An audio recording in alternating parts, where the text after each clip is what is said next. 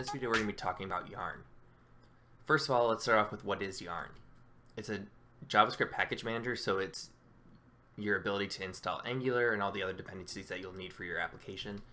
It replaces NPM functionality, and it's built on top of that NPM registry, so packages published to NPM are available on Yarn. This helps for a pretty seamless upgrade. It was developed by Facebook, Google, Tilde, and Exponent, and it's technically still in pre-release as its version is 0.18.x. And as a side note, their website artwork is done by the Reddit user called Shitty Watercolor, so if you're a Redditor and you've seen him before, that's pretty cool. So getting started with Yarn.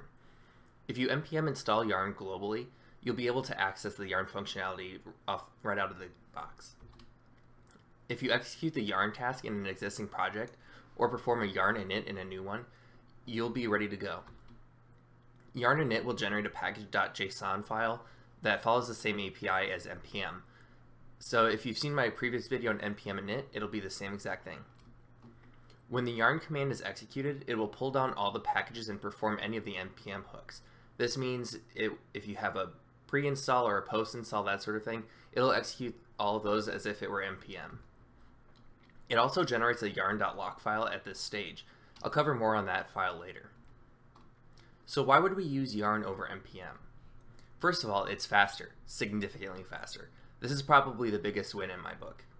It has a higher performing cache than npm does, and the Yarn lock is a faster process than an npm shrink wrap.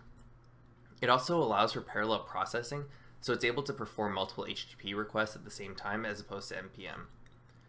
For more specific time comparisons, I provided a link in the slides.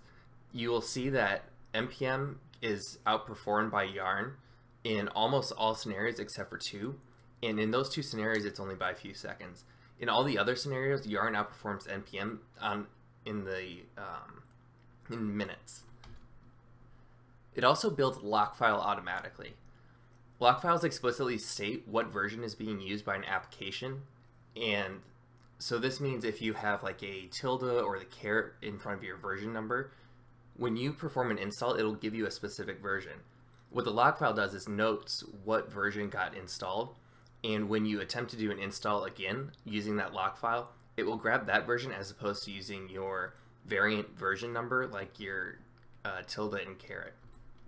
So these LOCKFILEs can also be checked into a source repo, and that guarantees the versions between machines. npm has this ability, but it requires another dependency called npm shrink wrap.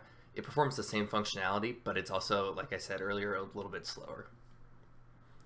It also adds security. It performs checksums against the npm registry to ensure package authenticity. As I mentioned earlier, it's also a very effortless upgrade. Yarn can be used on an existing npm project without noticing any difference other than the performance in that generated yarn.lock file. It also has a cleaner output. This is a pretty minor win, but if you've seen npm and you've got that massive wall of text, you'll appreciate Yarn's output as opposed to that. There are a few slight differences between the npm and Yarn APIs. And these include Yarn add, which is an npm install replacement, Yarn remove, which is npm uninstall, pretty straightforward. Yarn global replaces the use of the -g attribute, and Yarn add -dev replaces --save dev in the npm world. So that being said, I hope you try out Yarn and see the performance improvements. If anything, you can always delete the lock file and your project remains the same, so it's worth giving a shot. As always, feel free to contact me on LinkedIn or Twitter, and please visit my blog and keep up to date on those thoughts. Thank you.